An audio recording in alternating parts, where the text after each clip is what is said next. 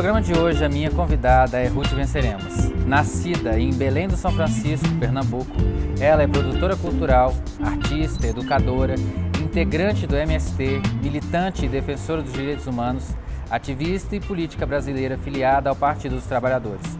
Formada em Pedagogia pela Universidade Federal do Rio Grande do Norte e mestre em Educação pela Universidade Estadual de Campinas e é uma das diretoras do Distrito Drag. Eu, Bruno Ferraz, sou um homem cis preto. E Ruth Venceremos é drag queen, nordestina, é bicha preta. Nós estamos conversando na sala do Distrito Drag com vários figurinos ao fundo.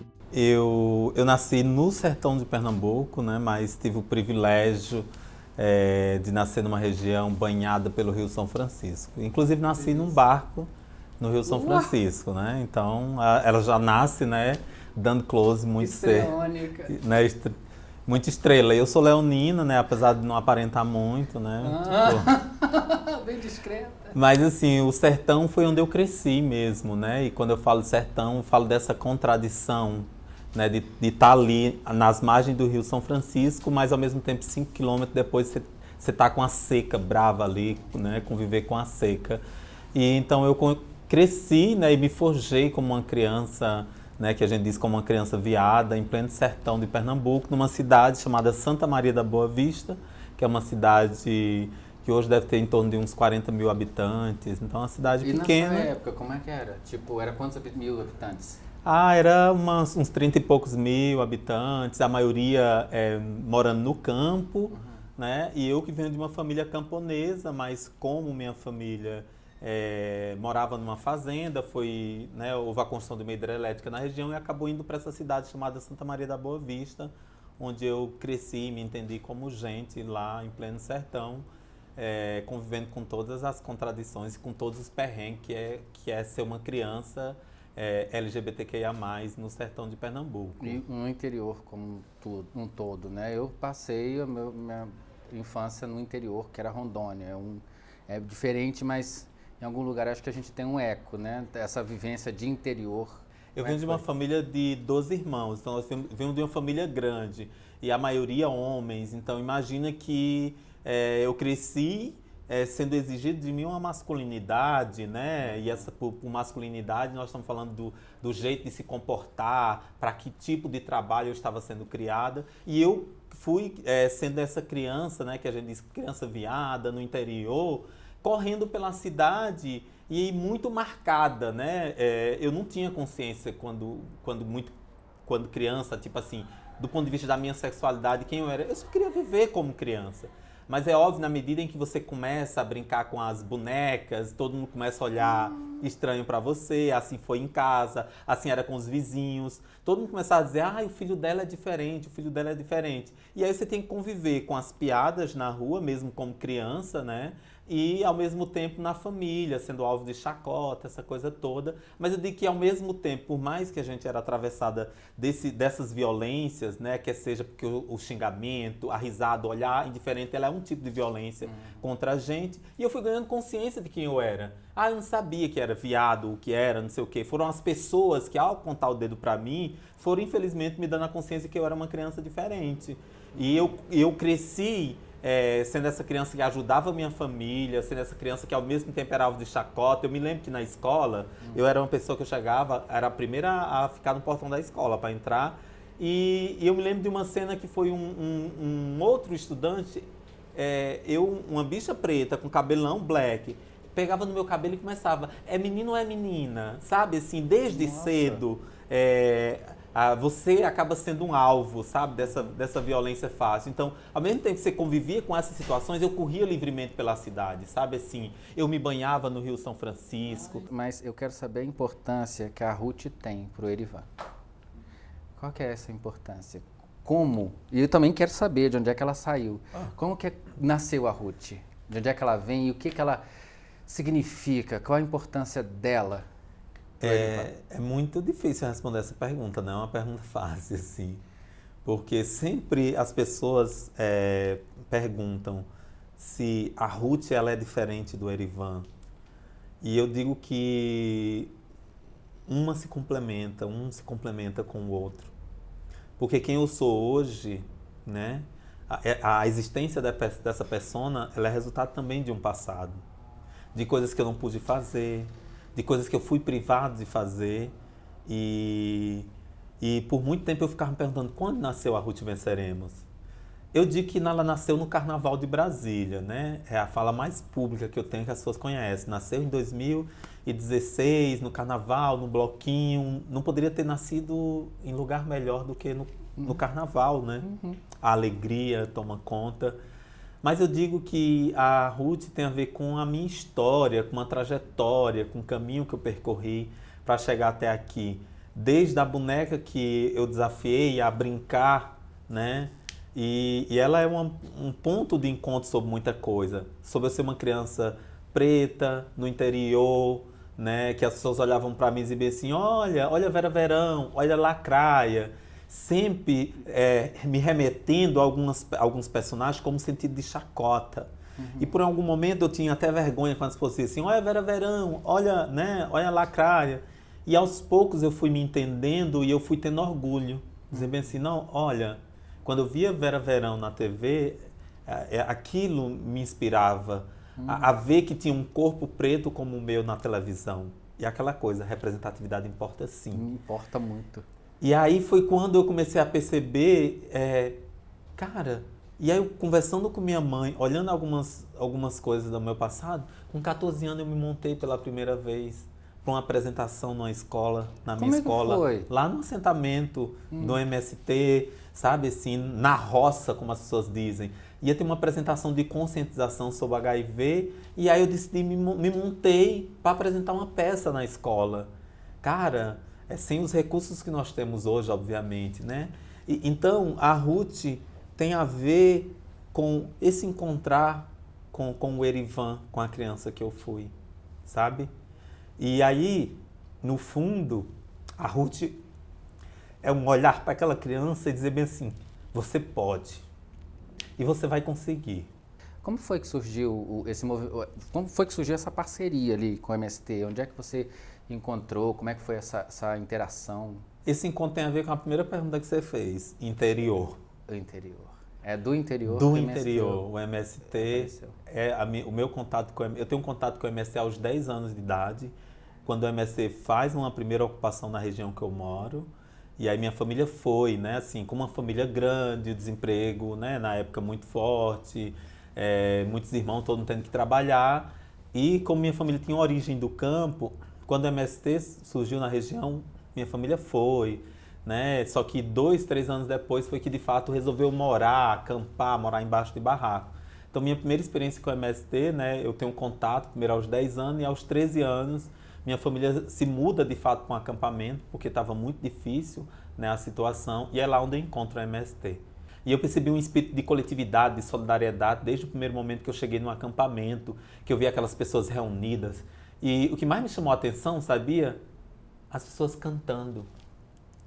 Quando elas se reuniam. Música? As diversas músicas que você possa imaginar, músicas de luta. Então tinha um espaço também de afetividade, de comunhão muito forte, e aquilo dali já me despertava interesse. Eu sempre tive vontade de ser professora, é meu sonho desde criança.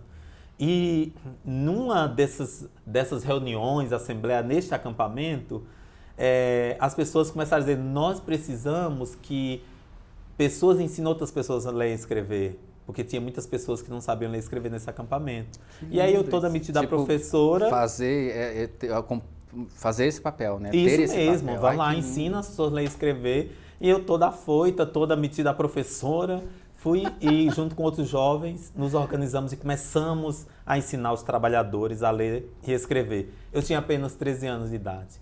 Eu fazia a sexta série, a antiga sexta série, e... de manhã eu ia para a roça ajudar meus pais, corria para a escola para estudar, e à noite eu ajudava as pessoas a aprender a ler e escrever. Então, esse é o meu contato com o MST desde hoje. E a partir daí, eu fui... Eu sou sem terra raiz. Não sou militante de internet, ativista de internet, não. Eu sou militante que tem uma causa real. Não, quando eu digo raiz, eu me lembro muito da Cora coralina, né? Que é aquele ser vegetal que nutre as suas raízes. E a gente tem várias delas. Eu ando procurando identificar as minhas com mais clareza. E você traz o MST, é uma das raízes uma das importantíssimas e linda, que história incrível. E forte, que o que me mantém, assim, que me mantém mesmo, como ideário de sociedade. Como é que surgiu a ideia do Distrito Drag? De onde é que saiu a ideia para montar esse espaço e estar aqui hoje ocupando no centro de Brasília? Tá aqui ainda com a história da boneca, não pode? A boneca. Faço. O distrito parece que é a realização dos nossos sonhos. No fundo, eu acho que é isso. Enquanto as diversas pessoas que ajudaram a construir isso, né? As manas drag. A gente tem muitas trajetórias, as nossas trajetórias são muito próximas, né? As manas que constroem um distrito drag.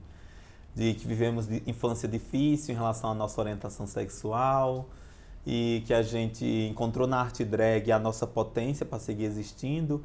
E pela minha experiência que vinha do MST, da dimensão da coletividade, quando eu cheguei em Brasília, eu sentia a necessidade, do ponto de vista da arte, da gente ter algo que fosse mais coletivo, para que a gente pudesse criar um espaço que a gente pudesse se encontrar, para que a gente pudesse sentir que é a nossa casa, e um espaço em que as manas elas pudessem chegar. Que uma das grandes dificuldades que nós drag encontramos na nossa trajetória é que muitas vezes as famílias não concordam com a arte que a gente faz, muitas vezes não concordam com o jeito que a gente vive, e a gente não tem lugar para se montar. Então o distrito acabou sendo essa de construir um lugar onde as manas drags possam vir e ser quem elas são, possa ser um espaço que elas possam se montar, que elas possam trocar ideias, e para além disso ser um espaço da própria comunidade LGBTQIA+. Então a gente nasce em 2017. Uma das primeiras coisas que a gente faz é o calendário drag, no sentido de tentar unir. A ideia foi sua? A ideia foi nossa, assim, não tem uma... A gente fez muito coletivamente, né? No início nós éramos 7. São quantas mãos? 7. No início nós éramos 7 drag queens, que criaram mesmo o Distrito Drag. E quando a gente criou, a gente já criou pensando, vamos fazer um calendário drag. Então uma deu uma ideia do calendário, outra deu ideia de nome, e nós fomos juntando isso como uma construção mesma coletiva. Uma já fez a logomarca, sabe? Assim, então desde o início foi uma construção coletiva. E o calendário, no início a gente discutia, mas quem vai sair no calendário drag? Só para você ter uma ideia, que a gente quis fazer uma coisa para aproximar as manas. Nenhuma de nós do distrito saímos na primeira edição do calendário drag. Que nós queríamos trazer as manas, a gente queria dar visibilidade à arte drag. Numa Brasília que já era muito forte a arte drag. Então o calendário foi a primeira. E foi muito lindo porque no lançamento a gente não esperava muita gente. E apareceu mais de 300 pessoas no Museu da República. Uau! E a gente já surge ocupando o espaço público. Naquilo que você pergunta sobre o distrito. Ocupar o centro da cidade. E a gente surgiu exatamente ocupando o Museu Nacional com a nossa arte, dizendo o seguinte, esse é um espaço de todos os corpos, inclusive das LGBTQIA+. Quando a gente vem para cá, para o setor comercial sul, a gente no início discutia, não é melhor ir para a periferia, em que lugar? A gente assim, nós queremos arte na periferia, nós queremos o nosso protagonismo na periferia, mas nós também queremos ocupar o centro da capital, a área central, para dizer o seguinte, vai ter corpos LGBTQIA+, fazendo arte nesse espaço? Sim. Aqui será um espaço de resistência, aqui será um espaço em que nós vamos dizer sempre, a bandeira colorida, a bandeira LGBTQIA+, vai estar e vai continuar hasteada no centro da capital do país. Que mensagem que você, a Ruth de hoje, de agora, gostaria de deixar para a Ruth do futuro? Que mensagem que você registraria? Essa é uma pergunta que eu quero fazer para todos os entrevistados desse programa. Para a Ruth do futuro?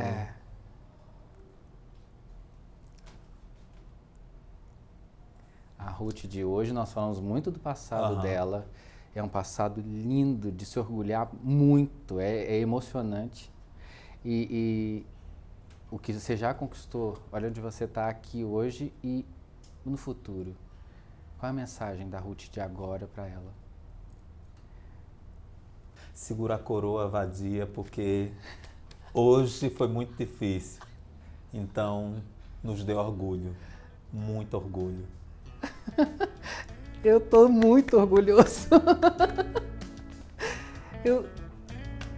Quero agradecer muito você ter aceito o nosso convite. Obrigado por ter dividido esse momento comigo. Foi a coisa mais linda do mundo. Eu tô emocionado. Não chorei porque eu não vou borrar a maquiagem. Não. Eu que agradeço a oportunidade do bate-papo. Eu acho que é sempre bom a gente poder olhar assim para pessoas como nós e dizer o seguinte: nós estamos deixando um legado. E um legado para as gerações que estão por vir e que outras bichas possam seguir dando close de bonita no mundo afora. Com certeza. E obrigado. Vamos chegar lá, sempre lembrando do S do Venceremos. Sim, do Venceremos. Isso é importantíssimo. Venceremos. Somos todas nós. Somos todos nós. Somos todos. Exatamente. Obrigado.